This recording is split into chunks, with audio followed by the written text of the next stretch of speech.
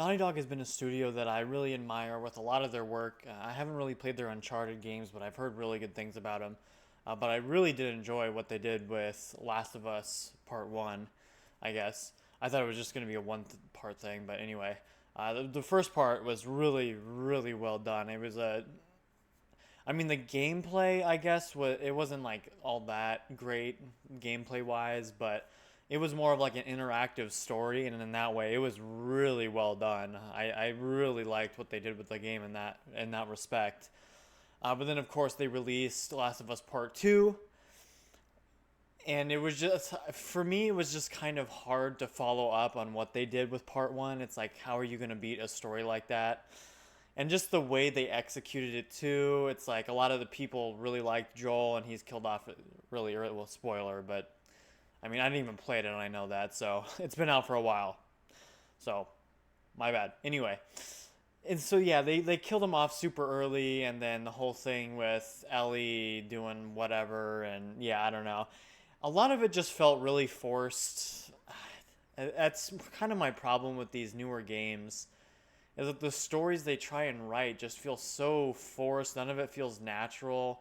It could just be because of the world that we're in now, but a lot of it just feels super artificial. And I know it's a game. I mean, a lot, even these movies as well. But Critical Drinker actually just made a really good video talking on that about how there's just a horrible scene in a horrible movie that came out recently where they have an orchestra playing in the background and they're supposed to be like part of the scene, but the music they're playing is the music that everybody can hear, including the audience.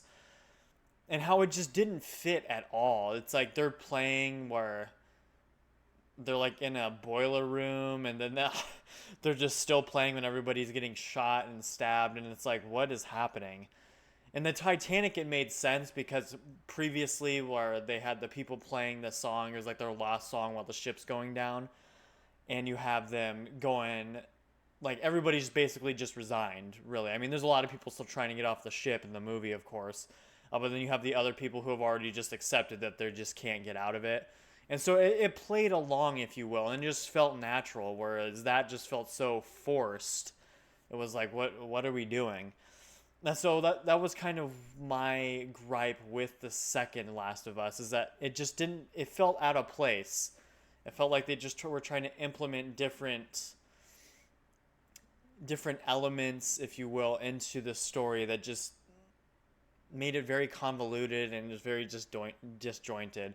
So, anyway, all of that to say, Naughty Dog recently released a statement basically going over what their next project is going to be and how it's going to be the one to rule them all, if you will. It says Naughty Dog's next project could redefine mainstream perceptions of gaming, Neil Druckmann says, and where PlayStation games may go next. This is The Last of Us and Uncharted 4 creative director Neil Druckmann has said Naughty Dog's next game could redefine mainstream perceptions of gaming. In an interview shared today, to coincide with Sony's corporate strategy meeting, the studio head was asked about what dream project he would like to see realized. In response, Druckmann said he has been lucky to work on several dream projects already, before adding he is currently excited about a new one. This undisclosed project, Druckmann says, could be Naughty Dog's most thrilling yet. Even when he says this, I would just kind of take it with a grain of salt because, well, unfortunately, in today's day and age, we've seen what promises have gotten us versus, so basically, the promise versus reality, if you will. I mean, they were promising huge things with Suicide Squad. That was a flop. Does anybody? It's a live service. Does anybody even still play that game anymore? Skull and Bones was said to be the next, or was supposed to be the first quadruple A game. It was hardly even a double A game, quality wise, anyway. And so we just see all these different promises, promise after promise, about how it's going to be, oh, this is going to be the next thing to redefine the genre, redefine gaming as we know it. And it's like, see, people say this, and it's like, what exactly do they mean by that? What do they mean by redefine? What are the characteristics of this redefining that we're talking about? Visually, because I mean, everybody well, not everybody, but a lot of people are using Unreal 5, and so visually a lot of games look spectacular. I mean, even look at things like the Hellblade 2 that just came out. I mean, it looks really well done, but it's only a 5-hour game, and they're charging $50 for it. So it's like, well, of course that wasn't going to do very well. Even even as good visually as it looked, I mean, it's still not even a very gameplay based game. It's basically just an interactive story. But even that, it's like even the gameplay element of it is just hardly there. Whereas games like God of War, at least you're able to play the game a little bit, or well, a lot of it, but it's it's a very more interactive story, if you will. Whereas Hellblade is just kind of a hold forward simulator the entire time.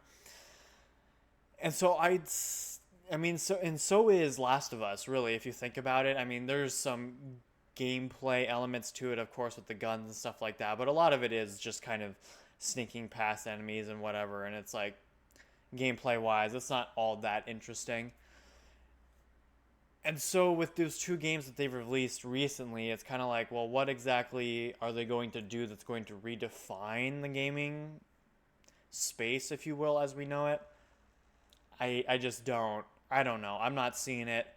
Let me know what you guys think about this statement that he made, if there's any validity to it. I mean, obviously, we won't know until we start seeing trailers and stuff about what exactly this new game is and how it's going to be innovative and different compared to everything else we've seen.